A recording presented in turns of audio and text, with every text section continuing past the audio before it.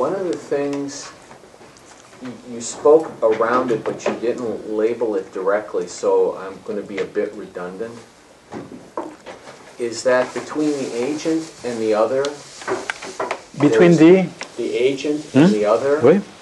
There is always the limit of impotence, because what the agent enunciates to the other is always misunderstood in some way, shape, or form. What the other produces never answers to the true demand of the agent. Similarly, there's a break of impossibility between what is produced and the truth of the unconscious. So there are two structural problems, flaws, conundrums within the discourses themselves. Yes, you exactly pinpoint what have not worked. Okay. It remains a question. I didn't have the time to find any answer. Where stays importance and where stays impossibility? It's still for me a question mark.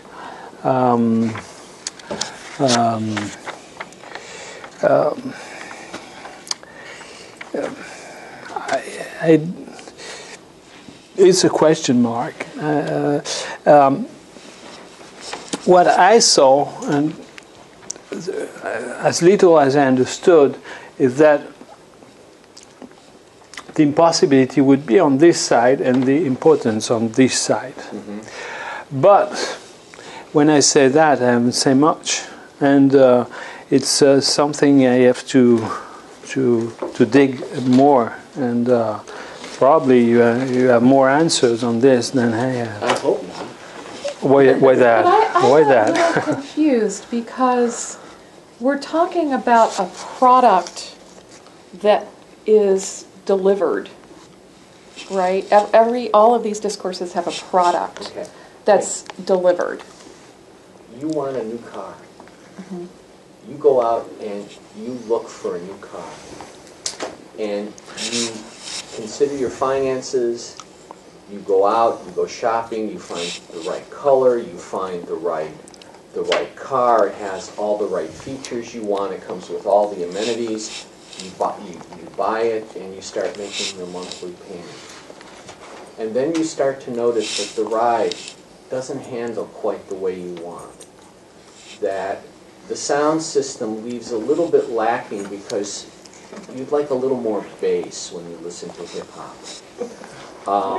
And little by little, whatever it is you've actually taken as being the production, the response, the thing you want to get out of the interaction, the luster starts to fade, and it doesn't quite live up to it. In a certain sense, you could look at interpersonal relationships the same way. Absolutely. You know, you have a desire to be with someone, and you meet someone, and you think, oh, wow, I found the love of my life. And then you spend the night with them, and you get up the next morning, and you find out that when they wake up in the morning, they have horrendous flatulence. And the luster fades. So there's some way that whatever is in reality can never satisfy the desire that animates that search. So it's always an impossible search. It's a Goldilocks problem. Similarly, your example, Jacques, that you used when you were shopping with your former wife in the store, and she turned to the guy and said, "Where's the honey?" And he says, "I'm right here." It's like there was something that failed but succeeded in her making that statement. And in that sense, anytime you say something, not in the sense, who's the whole private language school? I'm forgetting the guy's name. Wittgenstein? Private language. that in analytic philosophy there's the whole thing that communication is impossible because each of us speaks a private language. That's Wittgenstein. Yeah, Wittgenstein? yeah, that's not shared. When I say something, it means something to me that's just me, that you can never grasp, because even though we're using the same words, your use and your understanding of those words is radically different. So any instructions that the agent gives to the other, any commands, will always falter, will always fail, will always be misunderstood. So the agent at the same time is impotent. He really can't communicate his intention to the other. But is it impotence or impossibility? The jouissance is operating, and there's a fantasy always of the absolute and the question of truth and knowledge. So it seems that the jouissance sphere is always operating with regards to failures inherent in acquiring that. If we want to talk about impossibility, there are many ways to enter the scheme, even without this discourse. Because here, as I told you, I don't know where exactly to put it. It's this. I think for me, it's easier to grab the notion of impossibility by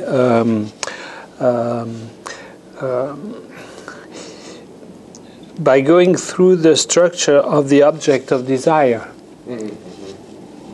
As I mentioned earlier, we come to the realization that the object of desire has the structure of a disk. And as though it's the impossibility. Can I? Oh, I'm gonna.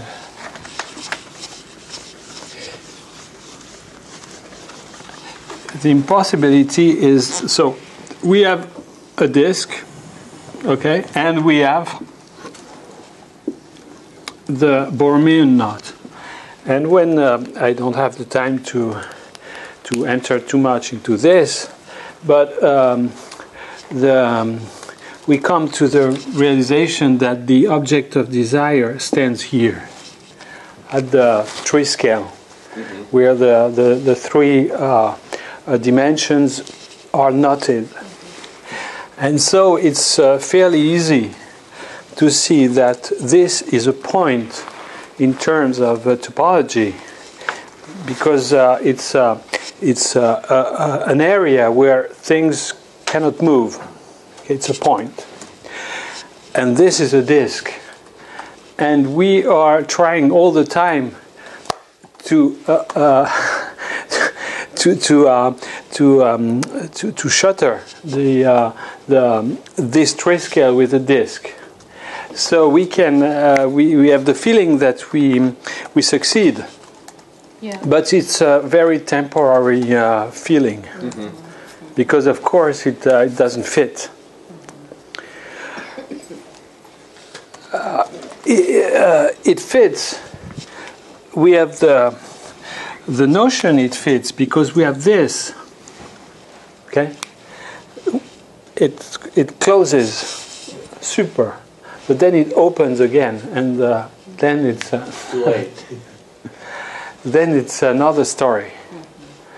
For me, it's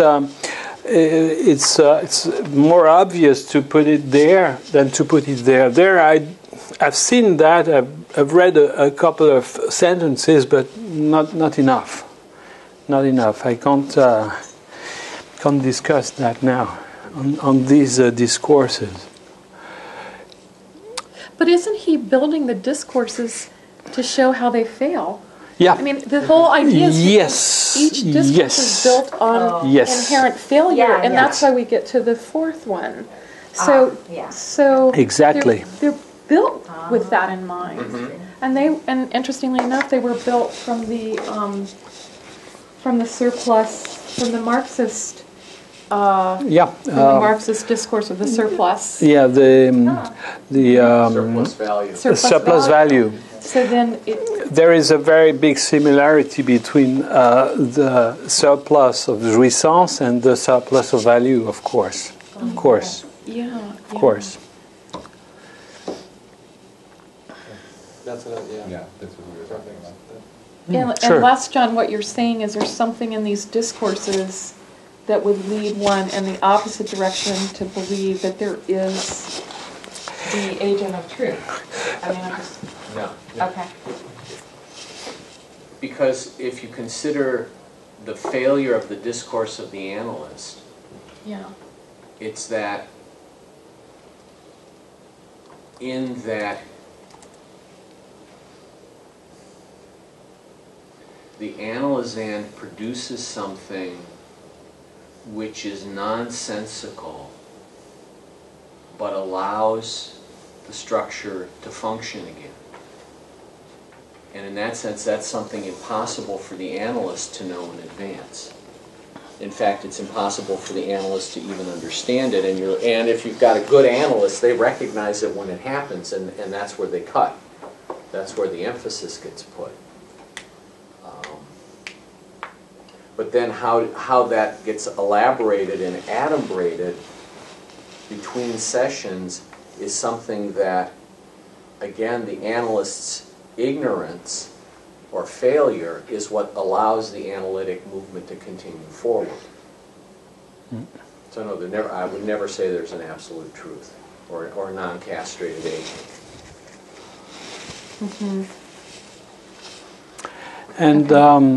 And to come back to the Marxist position and the equivalence in the two modes of surplus, you can see here in the discourse of the master,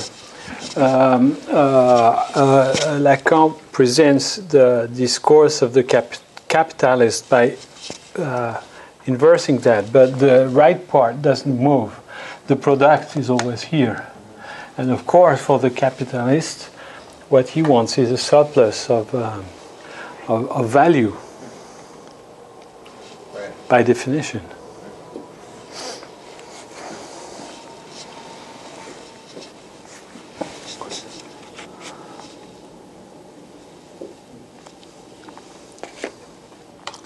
Jacques, you wrote rapture up there. But Oh yeah, okay. I must have missed something. Yeah, the question has been these last years,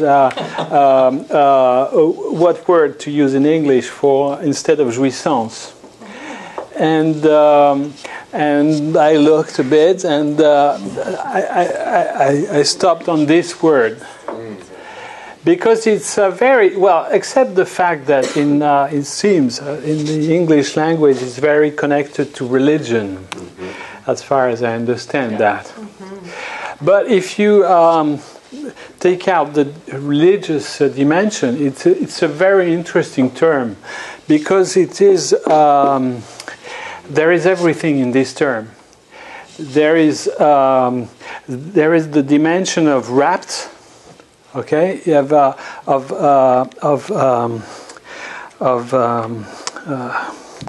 being taken. Yeah, being taken like a hold up. It's raptivated. Captivation is what it makes me think of. Captured. Say, Captivation. captivation. Yeah, it's there is the dimension of captivation or hold up. Yeah. You know, there's something, and something that takes you up. Okay. You probably read this text of Lacan. About Lolvestein. Ravishment. Yeah, the ravishment. Okay, let's say two words about that, because this is... But there's no sense of pain in rapture, right? Yes, No. there is. I think there The is. rapture of Christ. There's pain. Oh yeah. It's sort of out of your control. How do you spell ravishment? MENT.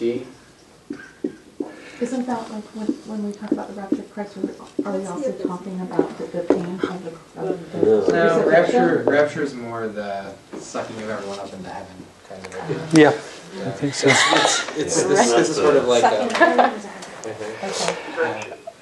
In this text, Lacan opposes two concepts.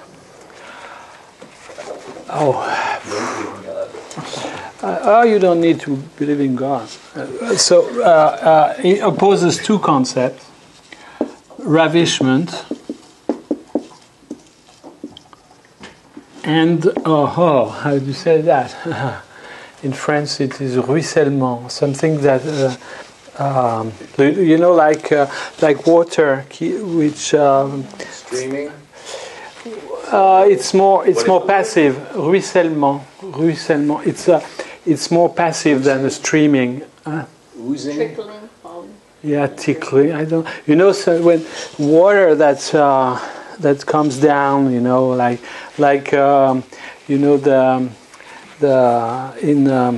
the Matrix, the Sprinkling? well, maybe it's Sprinkling? yeah, something that goes down. Whatever. I need to look in a dictionary. How do you that says sprinkling? I don't know. Whatever. This indicates two movements. One is going up, ravishment, and the other one is going down. Yeah. Okay. Is it washing over? Is that, or are we supposed to use spring? I don't know. I like that too. Ruissellement. Washing over could be going down. Yeah, Yeah. from a spring, a spring that would fall along a rock, Like a waterfall. Yeah, waterfall, but not so heavy than a waterfall. Trickling. Huh? Trickling. Trickling. would be the Trickling. yeah. Trickling. Trickling. You have these glass fountains. Yeah, exactly. Trickling water. You said tree. How do you spell it? Tree. Trick. With a C. Trick. CK. Like a trick. Oh, okay. And it Tree. does conjugate down, so that means What? down. Trickling. Yeah. TRICK. Trickling. Supply side economics. Okay. Let's say trickling. Yeah. Okay. And Oh, it trickles down. You're being pissed on by the 1%. Are we saying ravishment or rhapsody? Ravishment. No, We're using ravishment, Okay. I think, ravishment. Yeah. So, this is very important, this double movement. Yeah. In the process of psychoanalysis, you are for maybe a long time into this process of trickling. You are, as Lacan says, little letters fall down around on the ground. Like They fall- shedding. Yeah, they come down, but sometimes they assemble together like pieces of a jigsaw puzzle, and then there is ravishment. Okay, so you see this movement, and this is a pretty way to talk about jouissance or rapture. You see what I mean? Death drive, life drive. You could write it if you Construct. marked the A, if you barred the A, right, of rapture. If you barred the A of the word rapture, and added a U in parentheses, you'd have both the rapture and the rupture at the same time. Oh. Yeah. What you say? I Wow. like that. What you say? Okay, bar the AP. Yeah, bar the A, like the uncompleteness. Okay, then right? put U above A. Put the Oh, U. rupture. Rupture. Yeah. Yeah. That's what you said? Yeah, like Yeah, that's the kind of negative association with rapture. Painful association. like that. So you have like the incomplete A, right? Oh, bar A. The bar Yeah. A with the U, which is the rupture. Oh, Yeah. Oh, wow. you right it there. That's interesting. Yeah. I like that. That's right. Yeah. Wow. Like Bar that. A. Yes, yeah. Bar up. Okay. And so I suggested to use that word, rapture, because it's if we avoid these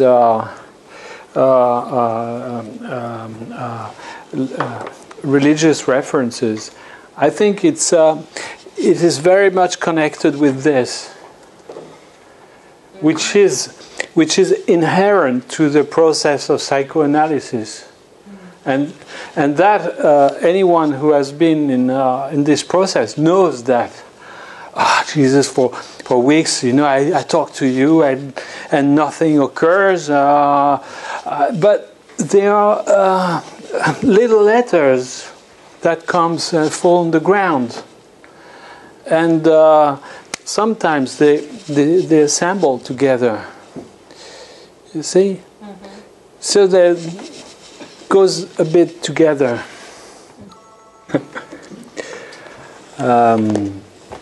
Okay, yeah. Any other questions? Yeah, actually, I would like Jacques to comment on the relationship between the master and the slave, which seems to be a my way or the highway kind of thing, versus the student and the professor, which to me seems to be more symbiotic.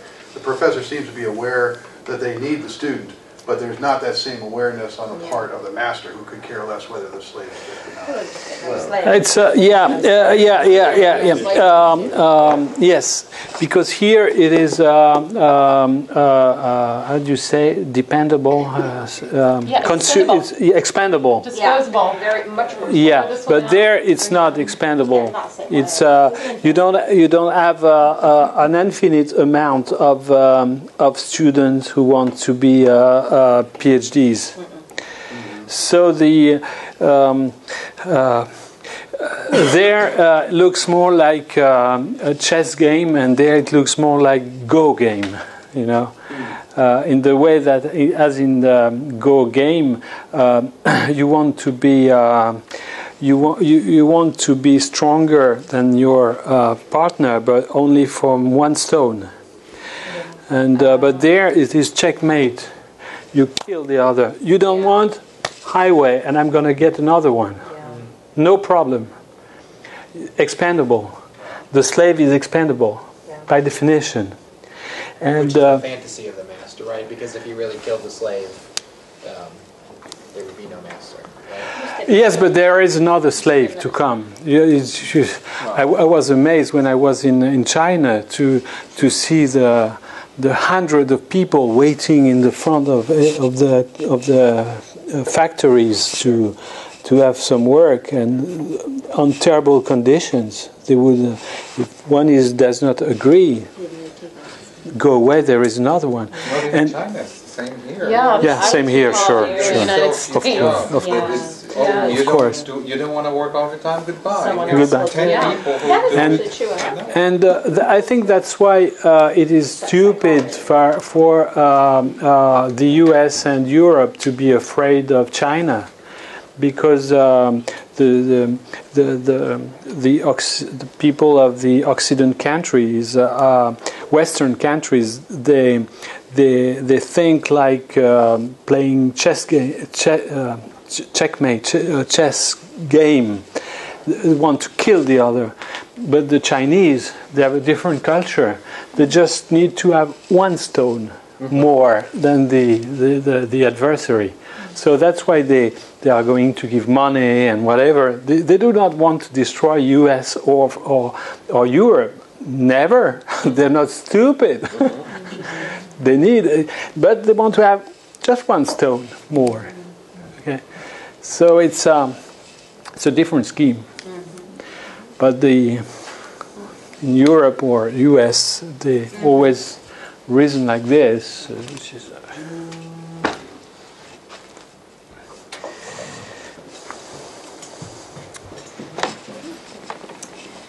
Well, I think that about does it. So thank you, everybody, for attending. Yeah, and your comments were very well. Yeah, and we're going to meet again, in 3 months, and we'll email everybody about our next immersion.